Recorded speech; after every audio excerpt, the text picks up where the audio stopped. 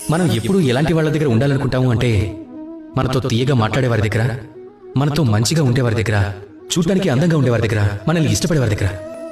మనం ఎప్పుడు ఎవరికి దూరంగా ఉండాలనుకుంటాము అంటే మన మనసుని పంచుకునేవారు, మన మనసుని నొప్పించేలా మాట్లాడేవారికి మనం ఎప్పుడు ప్రయత్నం చేస్తూనే ఉంటాం వారికి దూరంగా ఉండాలని. అవునా కాదా? కానీ ఈ వాస్తవానికి వస్తే గనుక ఈ చేదు అనేదే కదా వైద్యానికి ఉపయోగపడుతుంది.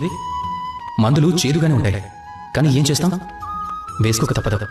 అదేవిధంగా ప్రేమ అనే మందు చేదుగా ఉండొచ్చు, వగరుగా ఉండొచ్చు, పుల్లగా కూడా ఉండొచ్చు. ప్రేమ యొక్క ఫలితం మాత్రం మీ ఆరోగ్యానికి ఎప్పుడూ మంచిని చేస్తుంది.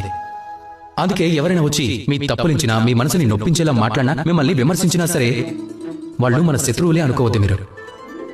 నిజానికి వారే మీకు మంచి మిత్రులు. వారు మీ మంచిని మాత్రమే కోరుకుంటున్నారు, మిమ్మల్ని సరిదిద్దాలనుకుంటున్నారు, మార్చాలి అనుకుంటున్నారు.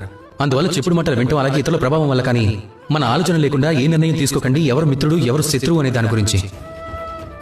కొంతమంది మిత్రులు కూడా ఉంటారు, తీయగా మాట్లాడుతూ మీ చేత విషయాన్ని తాగించేస్తుంటారు. మరో రకం మిత్రులుంటారు, వాళ్ళు వేపలాగా చేదుగా ఉంటారు, కానీ మీ ఆరోగ్యానికి అమృతాన్ని పంచుతారు. మీరు ఒక తేడాని గమనించాలి, ఎవరు తగిన మిత్రుడు ఎవరు తగిన శత్రువు అన్నది. ఆ తేడాని గనక మీరు స్పష్టంగా గుర్తించారంటే తమను మించిన బుద్ధిమంతులు మరొకరుండరు ఈ ప్రపంచంలో. ఈ తేడాని గుర్తించడం సులభం కాదు, కానీ ఎంతో అవసరం. రాధాకృష్ణ.